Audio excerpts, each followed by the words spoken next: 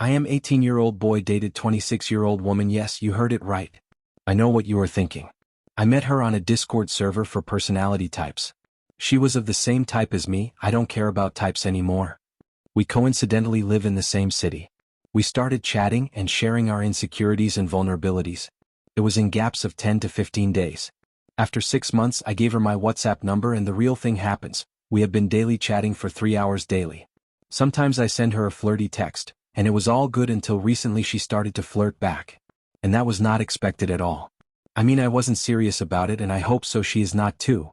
But she had been texting good morning / night darling / honey nowadays and reacting with heart emojis and all. Like, I don't even start the conversations, it's always her nowadays. I used to call her Deet for a long time, but then she suddenly started calling me by my first name and so did I since then. Very unclear why she is repetitively using my first name in chats. I am in my drop year preparing for college entrance exams, and she even requested me to get admission in the college near her home and for which I am coincidentally appearing for too. What is actually happening? She is unemployed but doing some content writing course. And she knew my age from the start. Also, she is shy, introvert and very unsuccessful in relationships. Also, we have shared our pics and voices. By the way, I look like I am in my 20s, and at current rate we might meet offline in a month as planned by us. She said one time that she forgets about my age. I don't know what to do because I freaking love the personal attention I am getting. Some of her words: "You are my favorite, can we watch this movie together? You are very much understandable, your voice is too sweet, listen it again and again, you are good looking when you are not with me, what I do." Edit: many of you are suggesting me to focus on studies. But ironically she has improved me in this sector. We are accountability partners and share our daily progress with each other. And the stuff I study she has gone through the same shit, so it isn't like she doesn't know what's going on. She has shown concerns about my career multiple times, even more than my ignorant parents. We have been chatting for 6 months here and there, but recently it has been 3 hours of daily chatting. Finally she confessed and so did I. But what now? Should I invest my time and energy into this relationship? Also, I asked her to meet in person and she agreed. Did I just ask for a date? Also, I called her my queen and stuff and she replied with my king. What the cringe am I doing? I never thought in my life I would do this, darling, honey, that type of shit. Also, whenever I think about her, my heart skips a beat.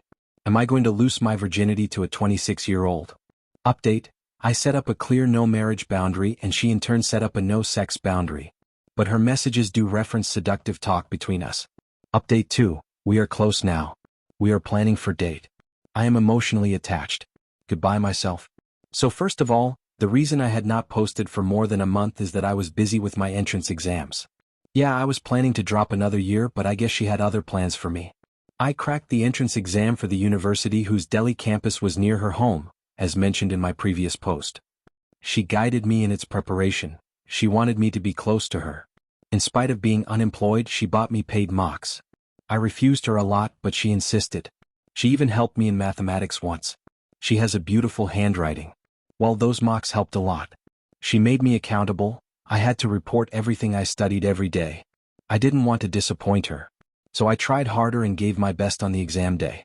I did so well that I cracked even the better campus, Gandhinagar, but I will be choosing the Delhi because there was average placement 11 LPA and also 1 for her.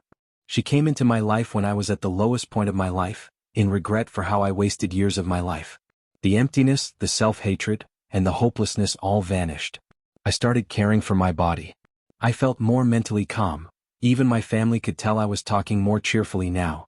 Not only that, but I got a reason to live. I started looking at myself in the mirror. After years I felt not ugly. The lyrics of romantic songs make sense now. The city feels more lively and the sounds on the road don't frustrate me anymore. My social anxiety has reduced a lot. Now, I don't fear that others will dislike me because I am assured that there is someone who loves me. I feel more confident and can hold a conversation with girls just like a friend.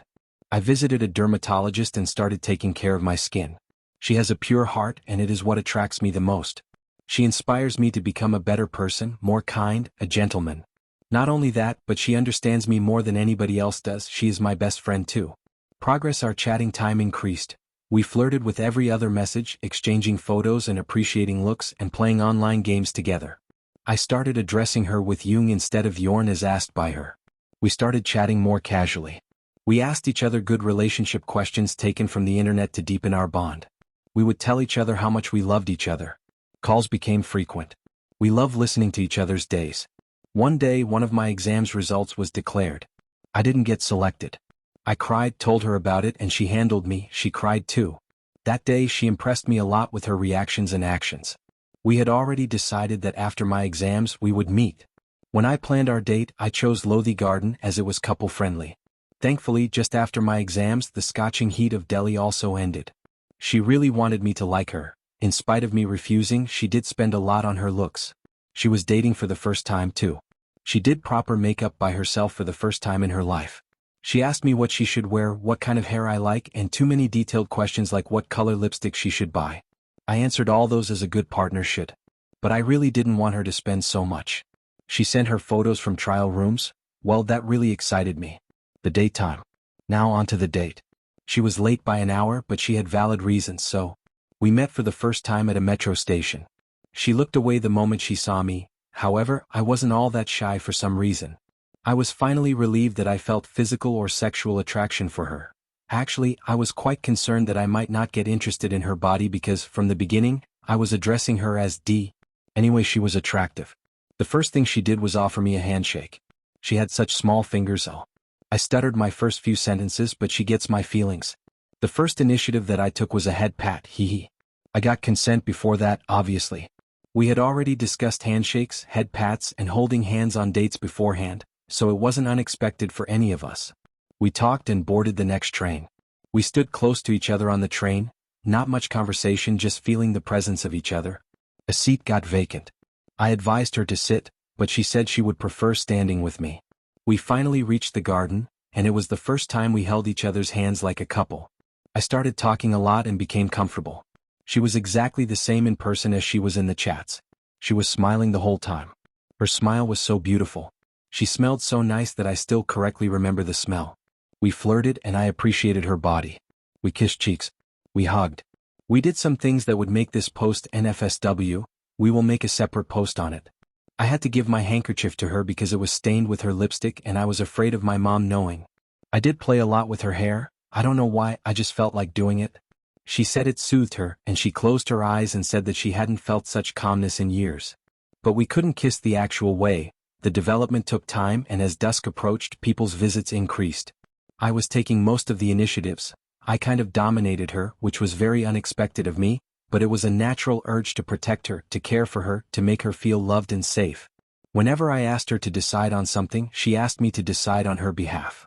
We didn't spend much. She wanted to pay all the time, but I didn't let her, but in the end she did pay more than me. She also fed me with her hands, but it was not embarrassing, and I did too. She indirectly asked me to save my virginity for her, and she will too. Also, I felt a different kind of lust for her. More than I wanted to touch her, I wanted her to touch me. I had never felt that before. We clicked photos too. I grew a beard so that I looked near her age, and it worked. I don't think anyone can tell our age gap by looking at us. She gave me a flower from the garden itself too. Nothing went wrong. We talked without any interruption about everything. We both were so comfortable, it was lovely. The eye contact, the way she broke the eye contact out of shyness. We returned to the metro, and by this time her shyness had faded away. We held hands on the escalator in one of the busiest metro stations during rush hour, and every other person passing by was looking at us. She laid her cheeks on my hand inside the train. She is quite shorter than me, or I am taller. My chin is at the height of her forehead, and to be honest, her being shorter attracted me. She was so bold at the end of the date that she made me go shy a few times. She said she didn't want this date to end. Also, she said near the end that she totally forgot about my age. I said her goodbye from the station while she was on the metro train, and she said it made even the end memorable. After the date, she said she liked both the masculine and feminine sides of me. She still remembers every moment of our date, and so do I. Everything is going nice and smooth after the date. We even talked about sensitive topics about our relationship. Is she wife material? Probably not. I do not think about marriage at all, but she does, and that's why I have put up that marriage boundary. But sorry guys, I am now emotionally attached to her. The earth is a better place to live because of her. I can handle problems because she supports me. We both don't believe in God, which is why I liked her, but ironically, our relationship makes me believe in God. It is like I am a new person now. And yeah, she was not stupid enough to accept that she fell for me when I was 17, despite the vague answers I got when asked. The coincidences that happen to us are just crazy. Maybe we'll post about it some other time. Between I thought she would be a mommy to me on the date, but ironically I had to do everything for her, from her decisions to initiatives. She did some silly mistakes on the dates like booking the wrong metro tickets and all, but I am understandable. Conclusion. Date went pretty smooth, didn't expect that, no big trouble, had a good time and romance, and now I love her even more. She is a goddess. Thank you so much for staying till the end. If you enjoy our videos, don't forget to like, share and subscribe. Have a good day, and if you haven't subscribed yet, please do it and hit the notification bell icon to stay updated with more shocking real-life stories happening around you.